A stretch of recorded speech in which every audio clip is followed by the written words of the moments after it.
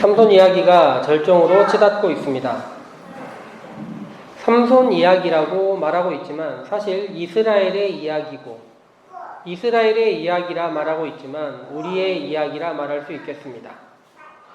성경이 문학이나 역사책으로서의 단지 고전이 아니라 성령의 감동으로 하나님의 감동으로 되어 있기 때문이고 우리에게 읽으라는 명령을 주는 이 성경은 함께 고민하고 실천하라는 명령을 포함하고 있기 때문입니다. 삼손 이야기의 절정을 읽는 우리 모두가 이 이야기가 비극으로 끝난다는 것을 알기에 슬프기도 하고 또한 이 슬픔 속에서 우리는 어떤 것을 생각할 수 있을지 고민해 보기도 합니다. 성경 읽기에서 어려운 부분들은 이런 부분입니다. 모두 알고 있는 이야기를 다시 읽는 것. 흔히 말해서 리라이팅이라고 불리는 이 일은 보통 문화와 역사적 상황 그리고 꼼꼼히 본문 읽기 이것들을 통하여서 가능해집니다. 이야기 드린 대로 다른 관점으로 읽기와 깊은 묵상이 필요한 것 같습니다. 또한 말씀과 우리의 삶과의 관계 또한 깊이 고민해야 합니다.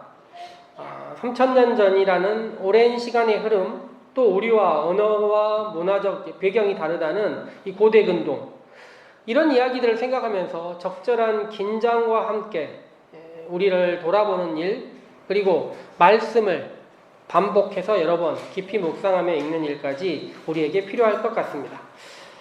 주보의 그림에 나온 대로 오늘 삼손은 결국 붙잡히고 눈이 뽑히는 절정의 상황을 향하여 가게 됩니다. 자신의 눈에 좋은 대로 사람을 취하고 자신이 눈에 좋은 대로 이곳저곳을 다녔던 삼손은 더 이상 좋은 대로 행하고 가고 싶은 곳을 향해 갈 수 없게 되었습니다. 삼손의 이야기는 우리에게 어떤 메시지를 던지고 있을까요? 과연 삼손에게 다른 길은 없었던 것일까요? 지난주 이야기부터 다시 한번 둘러보자면 삼손은 블레셋 마을의 딥나라는 곳으로 가서 한 여인을 보았습니다. 삼손은 그 여자가 마음에 들어 결혼하려고 하고 부모는 반대하지만 아들을 이겨내지 못합니다. 결국 결혼이 임박하고 잔치의 시간이 그들에게 다가오고 삼손은 잔치에 찾아온 블레셋 사람들에게 수수께끼를 내고 내기까지 걸고 있습니다. 블레셋 남자들은 자신들이 문제를 맞추지 못함에 분노해서 신부 즉 삼손의 아내에게 협박하며 집을 불사르겠다고 겁박하고 풀 수 없는 문제를 결국 알아냅니다.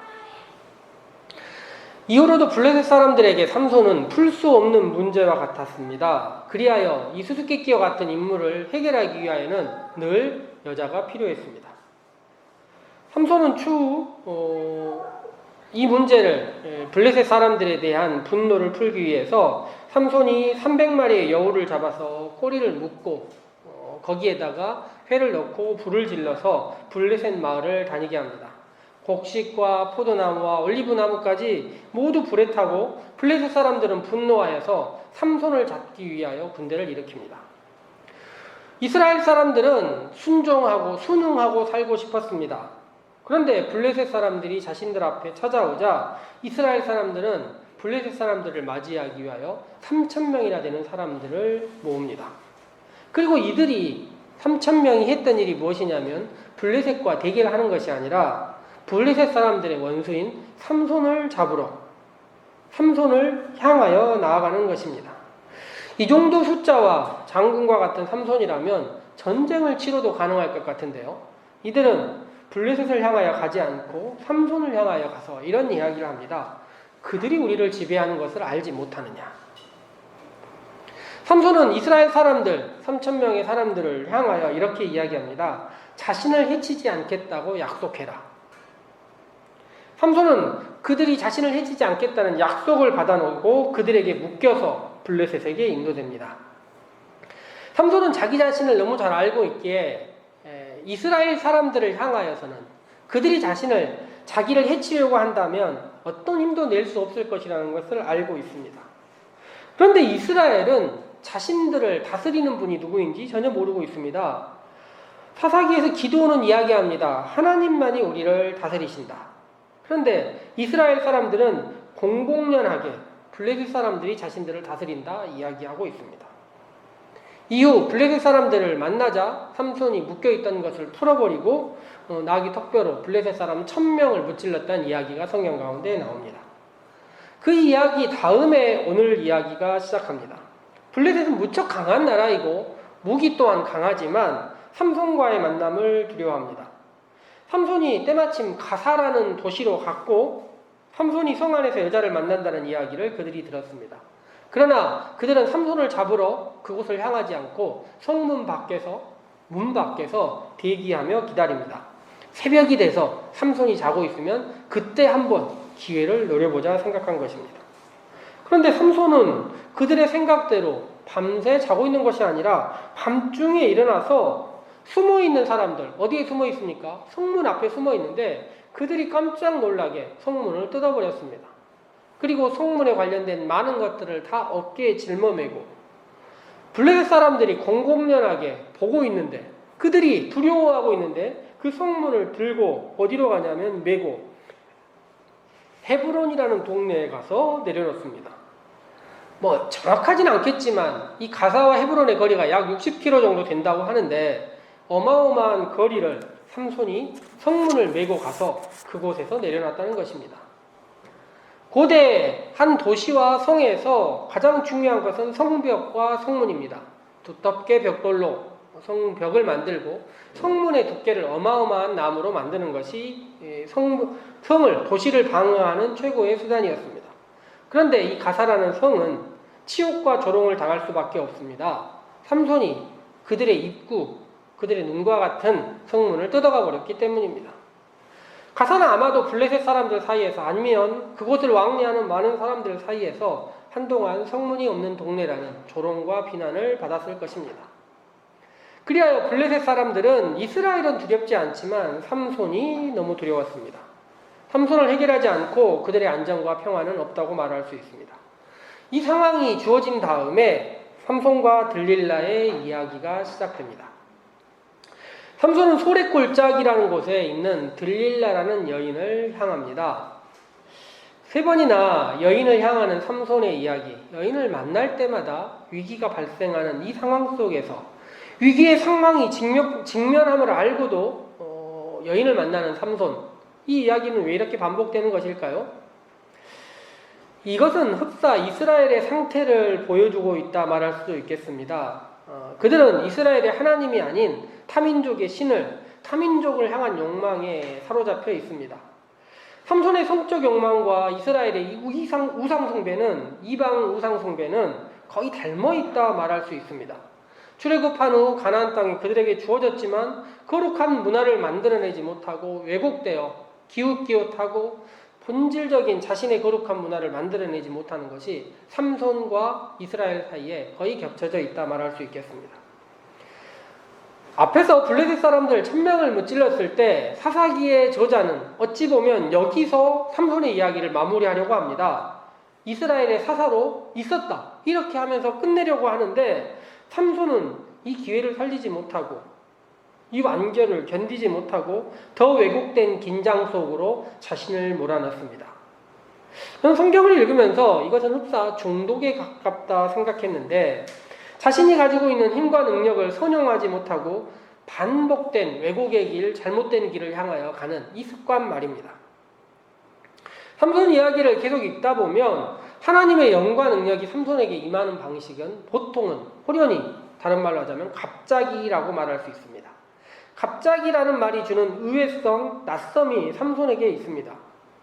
삼손에게 임한 하나님의 능력은 위기를 극복하게 하고 블레셋과의 대결에서 승리하게 하는 능력입니다. 그런데 가만히 살펴보면 삼손에게 하나님의 영은 일상 가운데는 함께하지 않는 것처럼 보입니다. 이것이 문제입니다.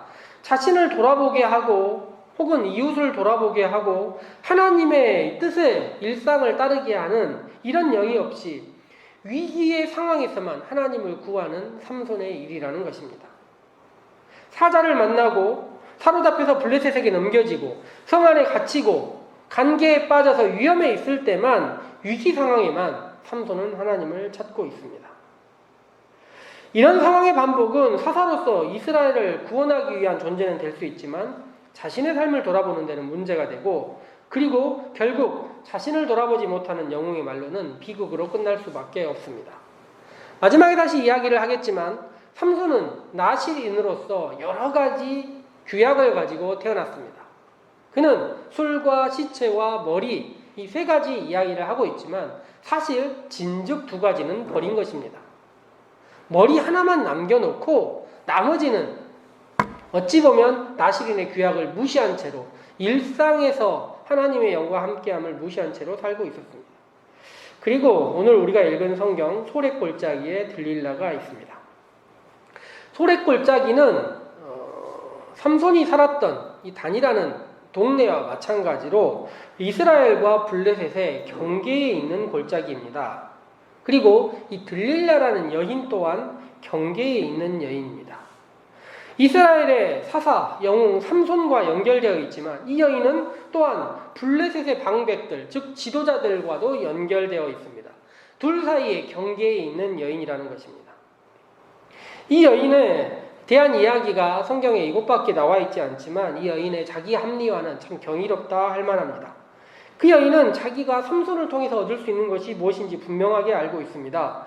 블레셋 도시의 지도자들은 삼손을 잡게 해주면 각각의 도시에서 은 1,100개씩을 주겠다고 합니다. 5도시니까 5,500개입니다. 블레셋에게 삼손은 두려움의 대상이지만 들릴라에게 삼손은 황금알을 낳는 거위와 같습니다. 사사기 우리가 읽은 16장 말고 그 다음 장을 읽어보면 미가라는 사람 이야기가 나오는데 이 사람이 부모의 돈 1,100개를 훔쳤다는 이야기가 나옵니다. 어머니의 은 1,100개를 훔쳤다는 이야기가 나오는데 아마도 이 1,100개라는 말 자체가 당시에는 가장 큰 부의 규모, 한 사람이 가질 수 있는 최고 큰 부의 규모였다고 물질 만능의 대명사를 이렇게 규정했던 것 같습니다. 이런 기회가 5번이나 주어지고 지금으로 생각하자면 수천억의 재산이라 말할 만한데 그녀는 물질을 위하여 어떤 것도 마다하지 않습니다.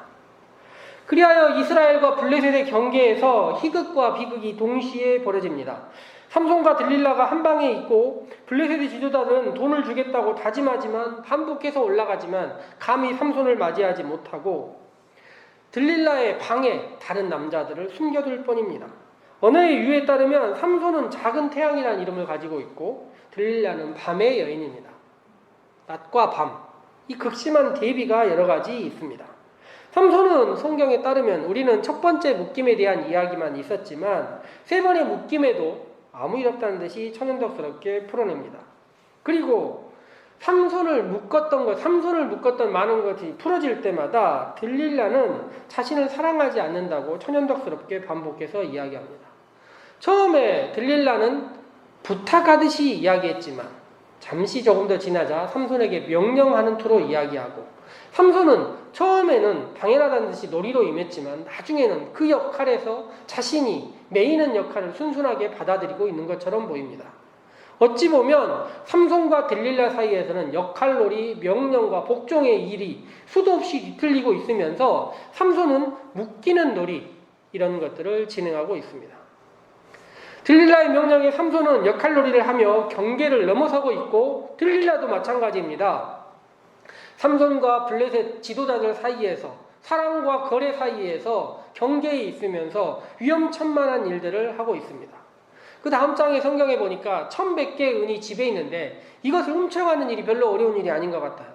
오히려 공개적으로 알려진 수없이 많은 재물은 경계에 있는 여인에게는 오히려 위험일 뿐인데도 이 여인은 그 위험을 감수하는 일을 두려워하지 않는 것입니다.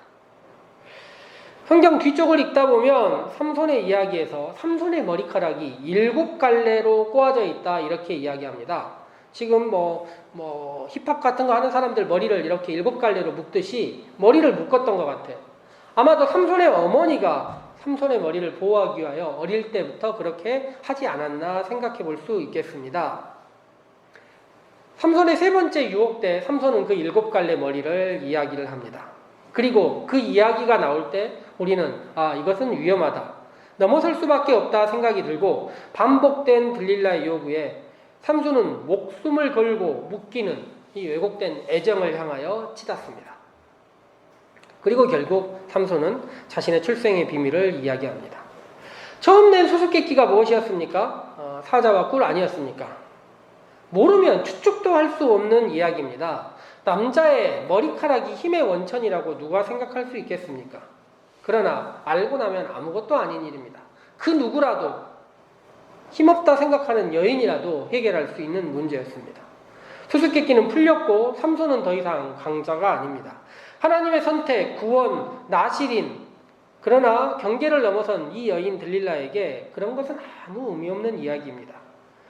답을 듣는 순간 그녀는 더 이상 삼손에게 매달리지 않고 그녀의 눈에는 은밖에 보이지 않습니다.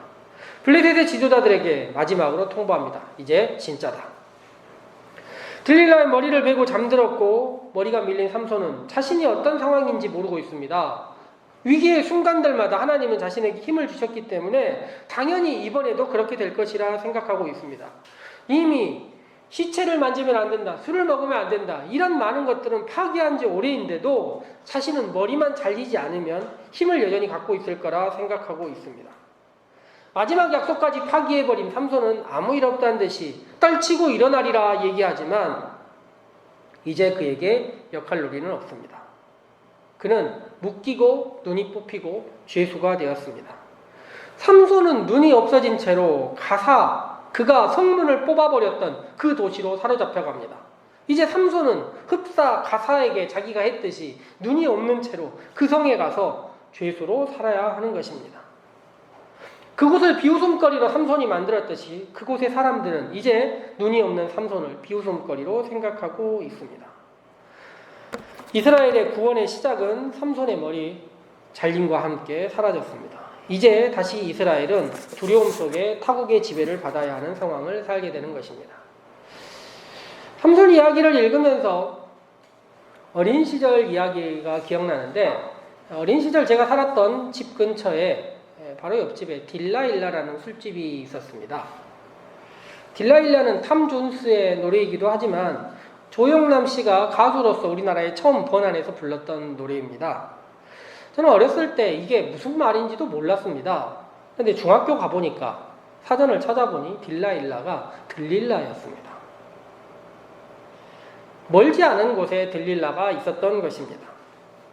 샘소나이트라는 가방도 아실 것입니다. 이 가방의 원래 이름은 삼손이었습니다. 삼손이라는 이름을 가지고 있다가 추후에 샘소나이트라는 이름, 삼손처럼 튼튼한 가방을 만들겠다라는 의미 아니겠습니까? 이스라엘의 삼손 교차로나 유적지로 남은 삼손의 무덤이 아니더라도 우리의 일상의 도처에 남겨진 사사기의 흔적들과 이야기들이 우리 가운데 여전히 있는 것입니다. 그리고 사사기의 이야기가 우리의 일상 가운데 있다고 하면 다시 그 옛날 이야기를 돌려보자면 함께함이 없는 시절, 연대함이 없고 각자 도생의 시절을 살았던 그 사람들을 살펴보게 됩니다. 분열적이고 자기 눈에 오른 대로, 자기 뜻에, 자기 눈에 오른 대로, 자기 생각에 오른 대로 살았던 사람들 이야기 말입니다.